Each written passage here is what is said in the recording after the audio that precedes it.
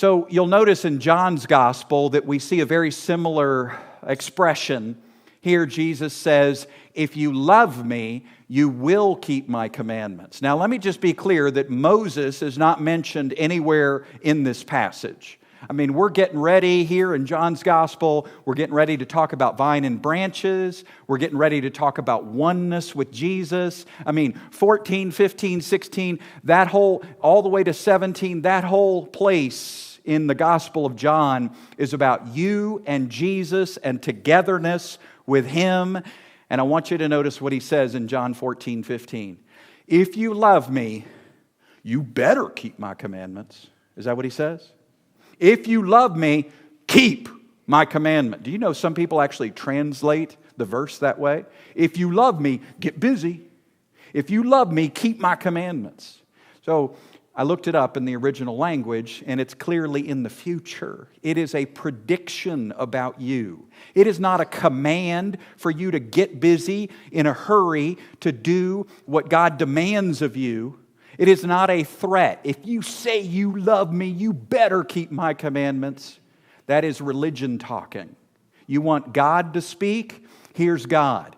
If you love me, then you're going to be one of those people who is in me and with me and united to me. And I will pour my love in your heart, and you will have an undying love for me. And guess what? As a result, you will be a person who does follow my counsel. You follow my guidance. You will keep my commandments, because I will begin a good work in you, and I will carry you on to completion, and I will renew your mind, and I will be with you forever. And so I'm making a rock solid prediction about you.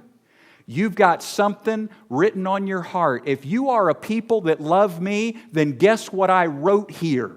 I wrote something here. It is believe in me and love others even as I have loved you. And because I have done this, I have rigged it. I have rigged it so that you will keep my commandments, not the commandments of the Old Testament. This is not about diet and wardrobe. This is about love and faith in Jesus Christ. If you love me, you will keep my commandments. That is a fact. You say, I don't always keep His commandment. I don't always love. Yeah, I don't either. I don't always act like I believe. Yeah, I don't either. But you're a believer. You're a believer who is walking and growing and learning. And He got this thing started in you. And He's going to cause you to grow. Colossians 2 says this. Grow with a growth that comes from God. God's got this. This is not a lie. This is not in doubt. He's not wondering if this might come true. He's saying, if you're my child, if you're a person with an innate inborn love for me, then I already know which direction you're headed. You've got a new trend. You've got a new tendency. You've got a new destiny.